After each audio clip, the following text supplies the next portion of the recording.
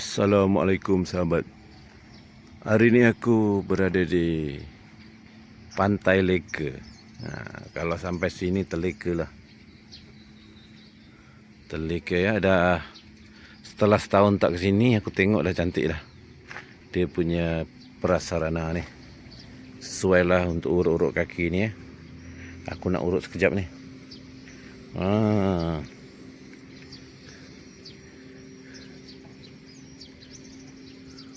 Pantai hari ini nampaknya tenang dan damai. Bot-bot nelayan telah pun berlabuh di jeti ya. Tadi.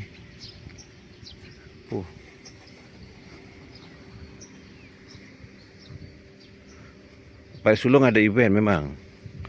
Tapi hari ini aku ke sini. Paik Sulong malam baru okey lah. Sakit kaki aku guys.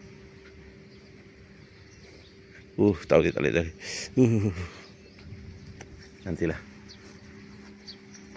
Ini budak-budak yang ada anak-anak kecil okey lah kot. Anakku dah gerang kata orang.